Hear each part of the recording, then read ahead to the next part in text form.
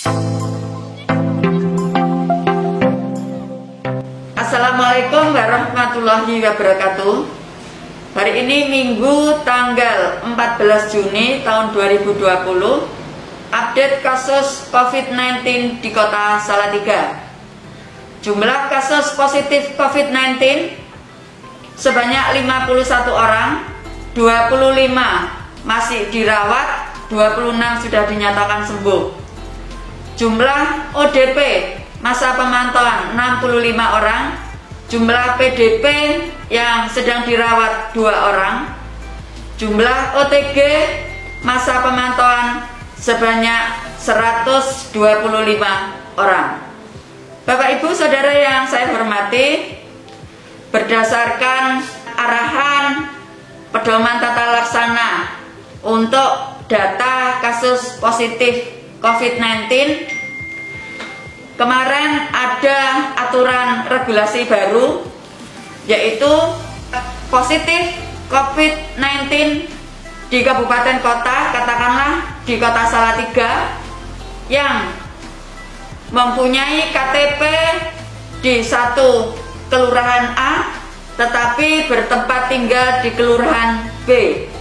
Kasus seperti itu sudah disepakati bersama, tetap dimasukkan di mana dia bertempat tinggal, yaitu untuk kepentingan tracing dan lain sebagainya.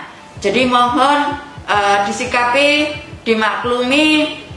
Kemudian yang kedua, kalau kasus itu berasal dari luar kabupaten, tetap akan diinformasikan, karena luar kabupaten, diinformasikan ke kabupaten kota di mana dia berasal. Jadi KTP bisa KTP Boyolali, Semarang atau Temanggung, tetapi kegiatan mencari nafkah atau bekerja di Salatiga tetap diinformasikan ke kabupaten kota bersangkutan. Tracing di Salatiga tetap dilakukan.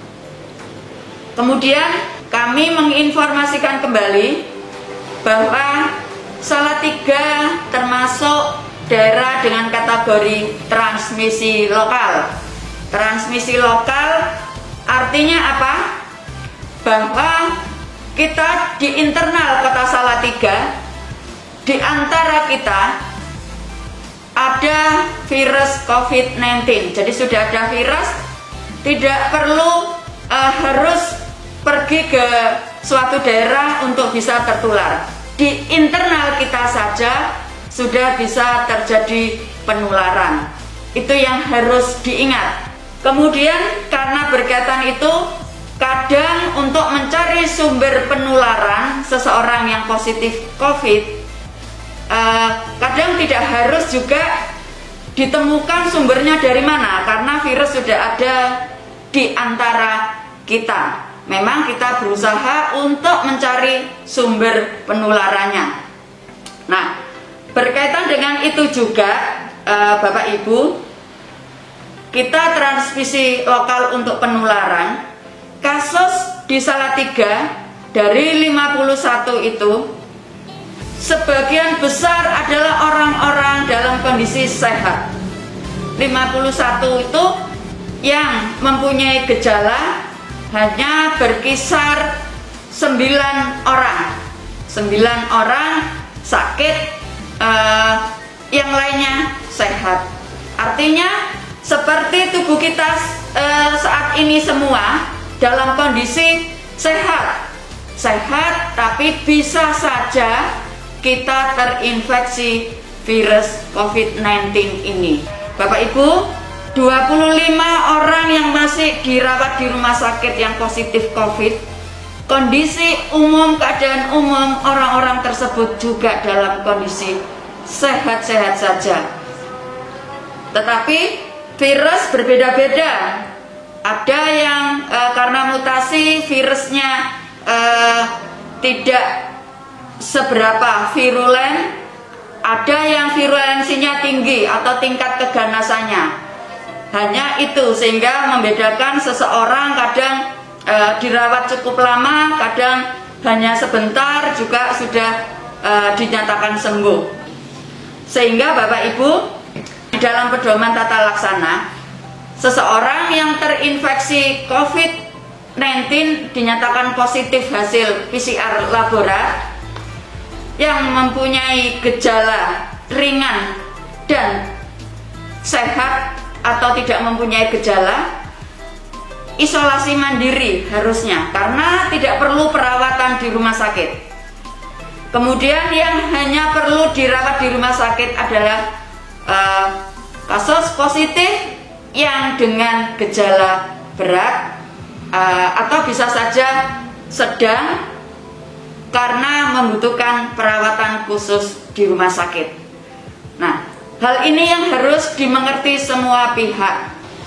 Kami mohon semuanya harus proteksi diri masing-masing. Bukan kalau ada seseorang yang dinyatakan positif di lingkungan kita, entah itu lingkungan kerja atau lingkungan alamat tempat tinggal, semuanya jadi resah, kepo, seolah-olah mau mengusir orang tersebut. Yang lebih penting, selama kita proteksi diri, hal itu akan menghambat penularan terhadap diri kita. Nah, kondisi ini yang Bapak Ibu juga harus pelan-pelan harus tahu dan harus memahami, karena nanti berada di posisi new normal, virus ini masih ada di antara kita.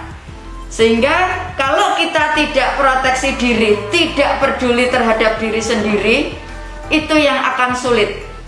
Semuanya harus merubah perilaku.